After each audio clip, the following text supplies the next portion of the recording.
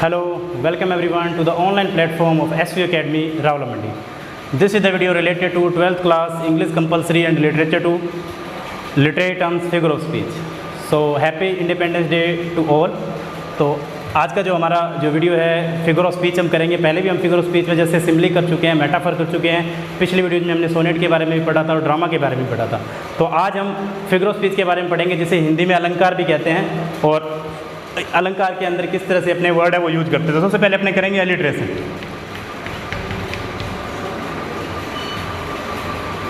देखिए एलिट्रेशन क्या होता है।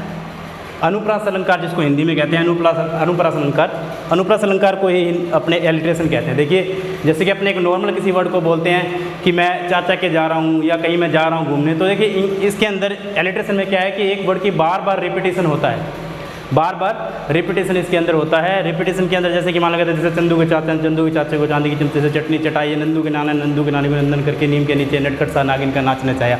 मीन्स बार बार रिपीट हो रहे हैं वर्ड्स, तो रिपीट वर्ड हो रहे हैं तो वो एलिट्रेशन होता है, तो उसको ही अपने एलिट्रेशन कहते हैं। तो एलिट्रेशन के अंदर देखिए तो दो तरह के अपने यानी कि साउंड हो सकते हैं। जैसे कि एक तो वोवल साउंड होता है, एक कॉन्सोनेंट साउंड होता है। एक तो होता है कॉन्सोनेंट, एक होता है वोवल। दो तरह के आपको पता है इंग्लिश साउंड होते हैं। लेकिन एलिट्रेशन क्या होता है, देखो एलिट्रेशन के अंदर जो कॉन्सोनेंट साउंड होते हैं वो रिपीट होते हैं इसके अंदर। तो देखो कॉन्सोनेंट साउंड यानी कि रिपीट होंगे इसके अंदर और बार बार रिपीट होंगे। जैसे कि कॉन्सोनेंट साउंड है उसकी लाइन जो होगी वो बार बार रिपीट होगी। एग्जाम्पल के लिए जैसे कि फेयर इज फॉल और फॉल इज फेयर। देखिए इसके अंदर अगर अपने बात करें, ये एक मैकबेथ की लाइन है, मैकबेथ ने लिखी है ये, fair is fall and for is fair. Means इसके अंदर देखो कॉन्सोनेंट क्या है, देखिए F F F and F. ये देखो बार बार एक ही वर्ड रिपीट हो रहा है, एफ एफ वर्ड है वो रिपीट हो रहा है, और वो आपको पता है कि कॉन्सोनेंट वर्ड है, मतलब एफ ऑफ वर्ड भी रिपीट हो रहे हैं, साथ में ये कॉन्सोनेंट है, तो कॉन्सोनेंट वर्ड इनके अंदर हमेशा रिपीट होता है। मैंने अभी आपको बताया था कि एलिट्रेशन के अंदर जो वर्ड होते हैं स्टार्ट में कॉन्सोनेंट वर्ड जो होते हैं, जैसे कि fair is fall and fall is fair के अंदर एफ एफ एफ वर्ड जो है वो बार बार रिपीट हो रहा है और स्टार्ट में वर्ड यूज हो रहा है, इसलिए अपने इसे कॉन्सोनेंट साउंड कहते हैं। और कॉन्सोनेंट के अंदर यानी कि जो फर्स्ट वर्ड होता है बार बार उसी वर्ड की क्या है, रिपीटेशन होती है इसके अंदर। तो देखिए बार बार जो वर्ड रिपीट हो तो इसकी डेफिनेशन पे कह सकते हैं the words are repeated again and again in the word as a first letter in a consonant word, तो वो होते हैं एलिट्रेशन। और एक और बता दूँ वोवल नहीं होते। और लास्ट में देखिए जब कॉन्सोनेंट अगर हो और वो लास्ट में आए, जैसे कि ग्रेट और स्टेट दो वर्ड आ गए, जैसे मान लो ग्रेट आ गया या स्टेट वर्ड आ गया, मैं आपको एग्जांपल के लिए बता रहा हूँ। तो देखिए इसके अंदर जो टी वर्ड है बार बार जैसे आ रहा है, तो लेकिन ये स्टार्ट में नहीं आया वर्ड के लिए, इसे हम एलिट्रेशन है वो नहीं कह सकते, ये एलिट्रेशन नहीं माना जाएगा। तो इसके अंदर क्या है, जो सिलेबल यानी कि कॉन्सोनेंट वर्ड है वो स्टार्ट में आते हैं और उसमें बार बार रिपीटेशन होता है उन वर्ड का, तो उसे ही एलिट्रेशन कहा जाता है। इसके अंदर बार बार यानी कि जो प्रेशर दिया जाता है रिपीट करने का, बार बार इसके अंदर रिपीटेशन होता है, तो उसे हम इंग्लिश के अंदर जो है एलिट्रेशन कहते हैं। इंग्लिश के अंदर बहुत सारी पोएम हैं तो जिन्होंने लिखी है, जिसके अंदर मैंने बताया कि इंग्लिश के अंदर एक और चीज़ देखिए, जैसे कॉन्सोनेंट के अंदर स्टार्ट में वो वर्ड आएगा और बार बार रिपीट होगा, उसे ही हम एलिट्रेशन कहेंगे। ये नहीं है कि वो लास्ट में वर्ड आ जाएगा, वो एलिट्रेशन नहीं कहलाएगा। तो बार बार किसी वर्ड्स की पुनरावृत्ति होती है, मतलब रिपीटेशन होता है। जैसे कि हमपट्टी डमपट्टी इन द स्टेट, तो एमपी जो उसके अंदर जो आ रहा है, जैसे कि तो उसमें बार बार रिपीट हो रहे हैं, तो एलिट्रेशन वर्ड का जो यूज़ है वो हो रहा है। जैसे मैंने आपको हिंदी में बताया, तो वो वर्ड है यानी कि बार बार इसके अंदर यूज होंगे, तो वो होता है हमारा एलिट्रेशन। तो नेक्स्ट करते हैं हम राइम। देखिए राइम क्या होता है। राइम वैसे आपको पता होगा कि देखिए राइम एक पोएम है वो लिखी जाती है, जिसके अंदर आपको पता है कि दो टाइप से यानी कि जो राइम है वो लिखी जाती है। और राइम के अंदर आपने एक राइम स्कीम वर्ड जो है वो तो आपने सुनी रखा होगा कि राइम स्कीम वर्ड जो है वो क्या होता है। देखिए इसके अंदर एक तो मस्कुलाइन होती है और एक होती है फेमिनाइन। देखिए मस्कुलाइन और फेमिनाइन जो राइम स्कीम है वो दो टाइप की होती है, एक मस्कुलाइन राइम स्कीम और एक होती है फेमिनाइन राइम स्कीम। तो जो राइम होती है, राइम स्कीम किसे कहते हैं, तो सबसे पहले मैं आपको राइम स्कीम के बारे में बताता हूँ। अपने राइम स्कीम के बारे में वैसे भी पॉइंट्स के अंदर पढ़ चुके हैं, फिर भी ठीक है। राइम स्कीम क्या होती है, राइम स्कीम का मीन है पोएम के अंदर लास्ट में, देखो दो टाइप की होती है राइम स्कीम में, दो टाइप की होती है, एक होती है इंटरनल, एक होती है एक्सटर्नल। क्या होती है, इंटरनल, एक होती है एक्सटर्नल। एक्सटर्नल राइम स्कीम क्या होती है, जैसे हेल, पेल, सेल, तो ये लास्ट में जो आई है इसमें देखो तीनों साउंड है वो मैच कर रहे हैं, जैसे हेल, एल, एल, ये साउंड मैच कर रहे हैं, बट ये लास्ट में आए हैं। जो लास्ट में साउंड आए जो मैच करे वो होता है एक्सटर्नल राइम स्कीम, उसे हम कहते हैं एक्सटर्नल राइम स्कीम। और जो इंटरनल जो बीच में यानी कि जो वर्ड है उनकी राइम स्कीम वो मैच करती है, मिडिल में जो राइम स्कीम मैच करती है वो तो उसे हम कहते हैं इंटरनल राइम स्कीम। तो ये डिफरेंस होता है राइम स्कीम के अंदर।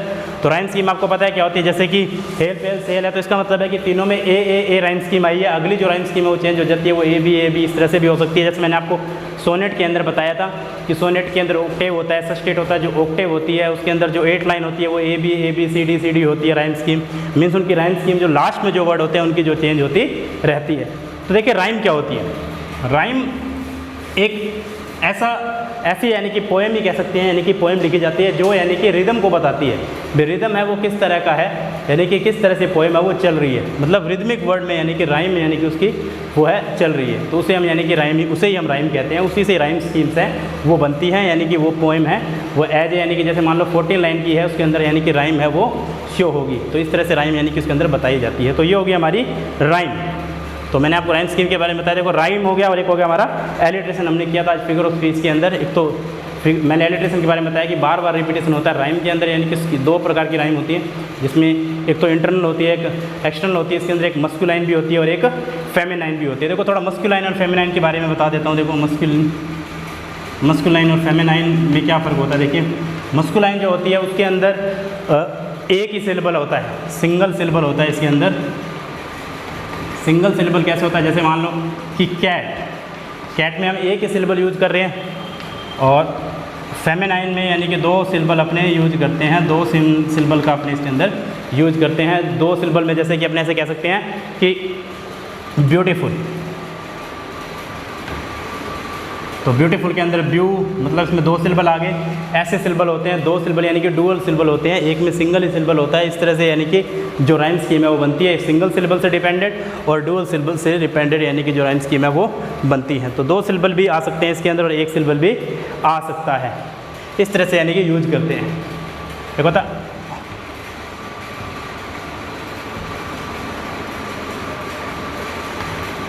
ओनोमेटोपोइया।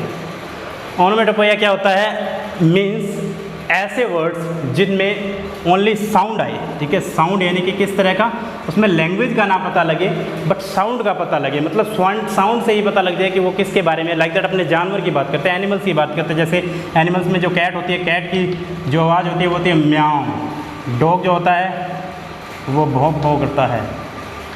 तो इस तरह की जो आवाज़ होती है उसको ओनोमेटोपोइया कहते हैं। जो पोएम जो होती हैं उसके अंदर ये फिगर ऑफ स्पीच में नहीं आता है, हालांकि लिटरेरी टर्म्स जरूर है ये कि देखिए इसके अंदर क्या, ओनोमेटोपोइया के अंदर क्या होता है, साउंड्स यानी कि डिफरेंट साउंड है जो जानवरों के या एनिमल्स के जो डिफरेंट साउंड होते हैं वही ओनोमेटोपोइया होता है। मतलब उनके जो साउंड है प्रोड्यूस होते हैं इसके अंदर। जैसे कि फिज की आवाज़ हो सकती है, बज की आवाज़ हो सकती है, फिज हो गया, बज हो गया, जो रैटलिंग साउंड बोलते हैं अपने उनको रैटलिंग साउंड भी हो सकते हैं। ये सभी साउंड के लिए अपने ओनोमेटोपोइया वर्ड है वो यूज करते हैं। तो ये हो गया हमारा ओनोमेटोपोइया। तो हमने आज पढ़ा एलिट्रेशन, राइम और ओनोमेटोपोइया, इन तीनों को आज हमने पढ़ा, जिसके अंदर मैंने आपको बताया कि ओनोमेटोपोइया के अंदर जानवरों की यानी कि जो साउंड है उसको यानी कि कहते हैं। थोड़ा सा ओवरव्यू ले लेते हैं। एलिट्रेशन का मतलब है कि कोई वर्ड जो है बार बार रिपीट हो।